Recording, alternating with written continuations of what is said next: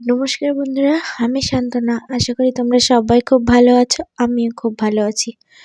তো দেখো, ছাদে এসেছি, তোমাদের দেখাচ্ছি আজকের দিনটা কত সুন্দর রোদ ঝলমলে হয়ে উঠেছে।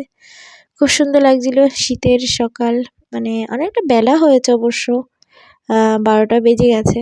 তো আমি উপরে একটু কাজ করছিলাম, তাই দেখালাম যে রোদটা ঝলমল করছে। তো দুপুরে আমার রান্নাও হয়ে গেছে, তো চলো তোমাদের দেখাই।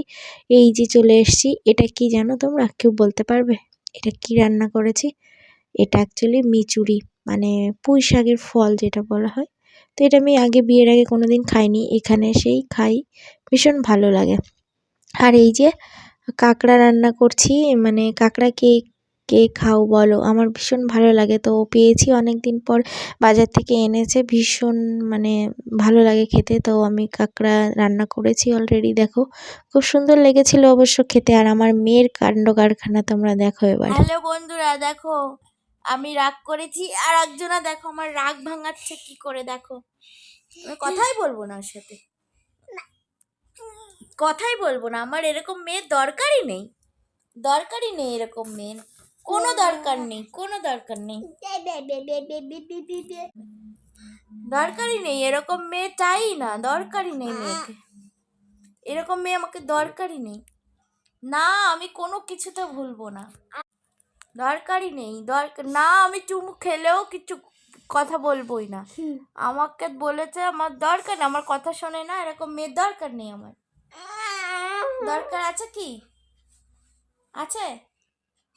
আমার দরকারই নেই, যাও, আমার দরকারই নেই, দরকারই নেই।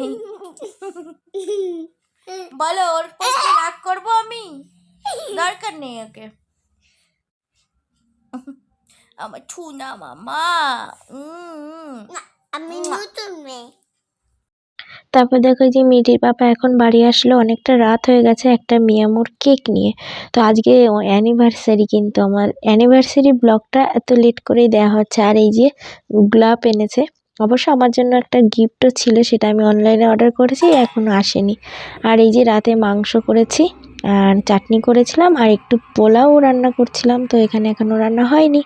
তো এই ছিল আমার বিবাহবার্ষিকীর আয়োজন। তো চলো, আজকের মতো ব্লগটা এখানেই শেষ করব।